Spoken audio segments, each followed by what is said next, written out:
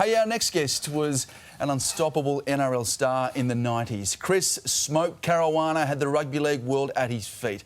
But after finally retiring from the game, Chris faced a long battle with addiction and attempted to take his own life. Now he's on a mission to help those facing the same battle he did.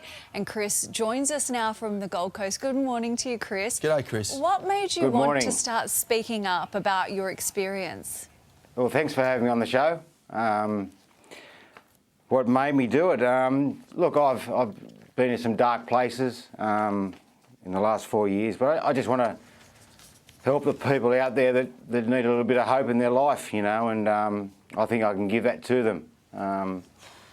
So yeah, I'm here to voice my stuff and, you know, get it out there that I'm here to help. Yeah. Chris, you were a superstar. I think people really need to realise that. You played for the North Sydney Bears in the 90s, the golden era of rugby league for mine. As a kid, I just loved your playing. You know, with Greg Florimo, there's Mario Fennick, Jason Taylor, absolute superstars of the game. And then when you retired, it all came crashing down. Talk us through that. Talk us through how you dealt with that.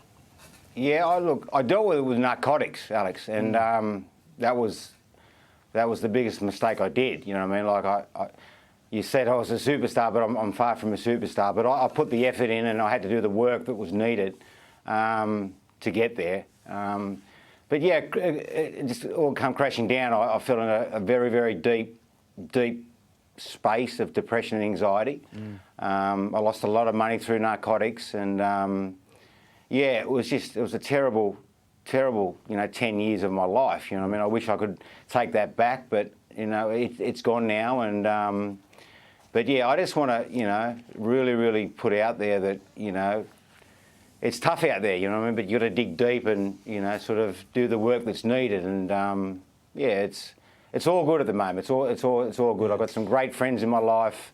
I'm clean today. I've been clean 33 months yesterday, which I'm really proud of. And I'm continuing to do the good stuff that has to be done, you know what I mean? But yeah, it's all good, Alex. You know, it's so brave of you to share those really vulnerable moments in your life. At what point did you make the decision to turn your life around and to say, nope, this is enough? My family was the catalyst, and I couldn't do it anymore. I was just sick and tired of using narcotics. But my family, especially my mother, my sisters, and more importantly, my children, who have been my rock, you know what I mean, like Erin and Karl.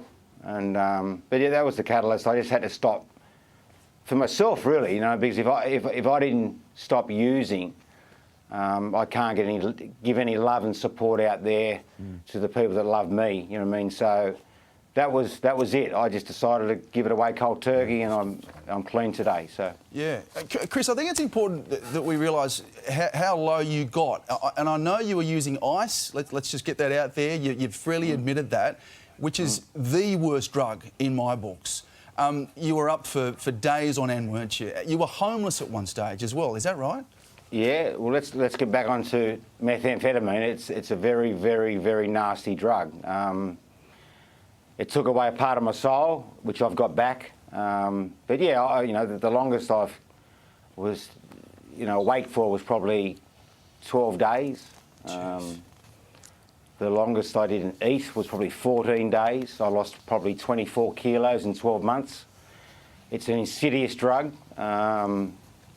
It's just, yeah, I can't explain how, you know, how really it affects, you know, young kids out there today, you know what I mean? And so yeah, it's and I'm looking at my daughter and my son today, and yeah, they're the people I'm hanging in there for. Yep, and a suicide was a big thing. I didn't want to be here, and that's where methamphetamine got me. To the grips of ending it, and it's publicly out there that I did that. I won't be doing it again because I want to hang in there for my children and my family, and especially the people who have come into my life in the last month, 2 months, you know, and I'll let you know who they are in a minute. But yeah, it's family's important and friendship's important. when you've got those two, it's a combination of great things happening, and people take it for granted really when they've got all the spoils of wealth and all that sort of stuff. They forget about the most important things, and you know, I had a lot of epiphanies when I was in hospital. You know, lightning strikes when I was, you know, in hospital, and Yeah. Well, family and friendships were the most important. You know what I mean? And Yeah, absolutely. and that's what I'm about today. Yeah. Chris, you're here now, and, Yeah. and that's just incredible. I'm amazed you're here. You attempted suicide twice. You're with us now. You're here for your kids. It's a wonderful, beautiful thing, and we really wish you all the best, mate.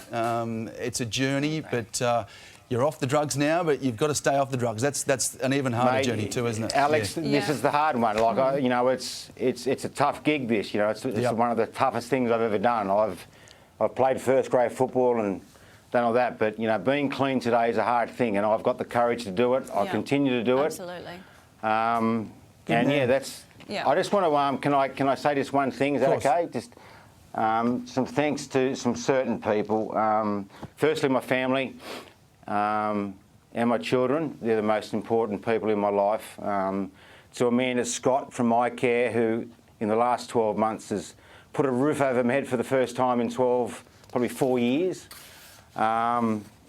All her staff, Kurt, Howard and Peter. And last but not least, a person that's come into my life that's a very, very special woman that's been my rock in the last month is Heidi Rawson. Thank you for making me accountable, really, for all that stuff. Absolutely. And Well, Chris, thank Thank you. you. It's incredibly brave what you've done, so thanks for Yeah. joining us this morning. And a I reminder appreciate to you. you at Well, I home. appreciate your time. Thank you very much. Good on A you, mate. reminder to you at home, if you are struggling, help is available 24/7. You can contact Lifeline on 13 11 14. G'day Today Show viewers. Thanks for watching YouTube. Our YouTube channel's fantastic. Subscribe now for brand new videos every day and exclusive bonus clips. Come on, you know you want to.